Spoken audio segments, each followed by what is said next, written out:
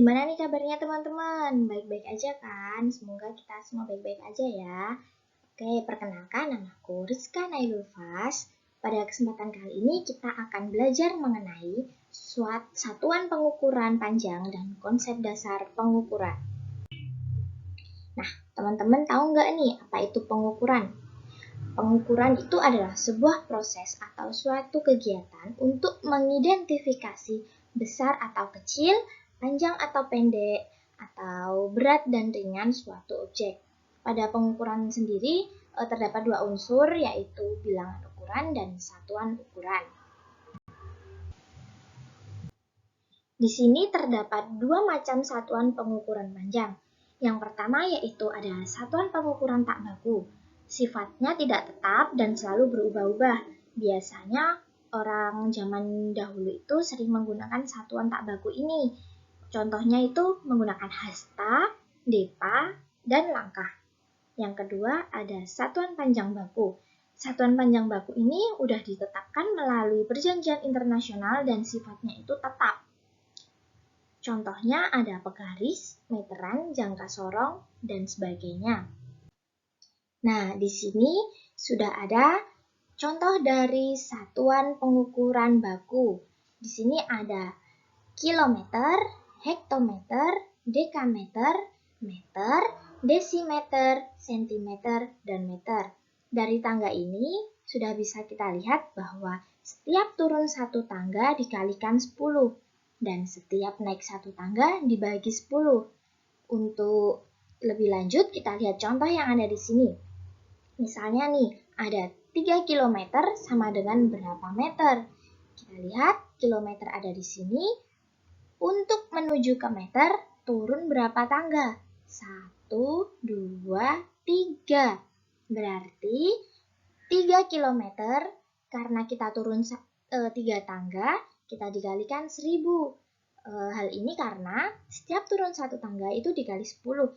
10 itu satu tangga. 1, 2, 3 jadinya 1000. 3 dikali 1000 sama dengan 3000. Maka 3 km sama dengan 3000 meter.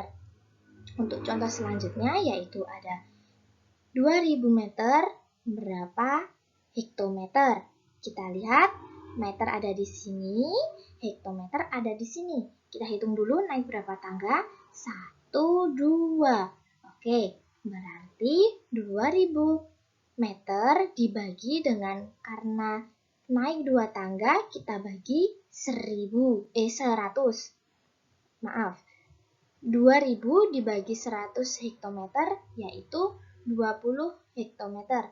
Maka jawabannya 2000 meter sama dengan 20 hektometer. Nah, selanjutnya kita akan membahas mengenai keliling. Teman-teman tahu nggak apa itu keliling?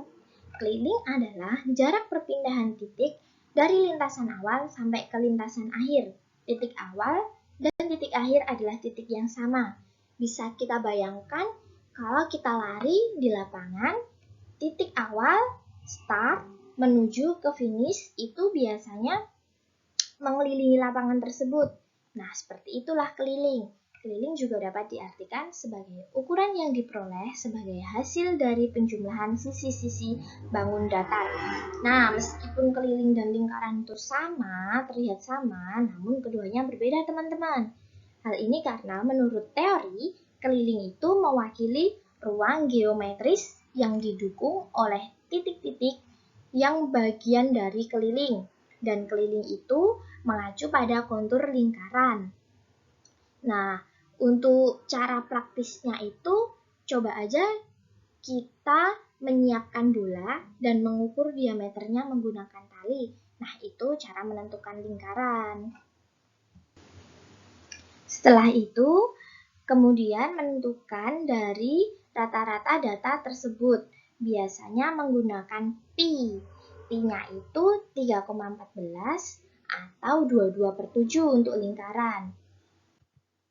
Selanjutnya, ada posisi relatif garis terhadap keliling. Di sini ada dua. Yang pertama, garis singgung. Garis singgung adalah garis yang menyentuh keliling pada suatu titik. Artinya keduanya memiliki titik yang sama. Yang kemudian kedua ada garis potong. Garis potong adalah garis yang menyentuh keliling di dua titik. Dalam hal ini, baik garis dan keliling memiliki titik yang sama. Kemudian teman-teman, di sini ada variabel dasar untuk menghitung keliling geometri. Ada dua, yaitu jumlah sisi gambar dan jumlah masing-masing sisi tersebut. Nah, teman-teman, itu tadi materi kita yaitu mengenai satuan pengukuran panjang dan konsep dasar keliling. Terima kasih kepada teman-teman yang sudah menonton video ini. Semoga ilmunya dapat bermanfaat bagi kita semua. Terima kasih.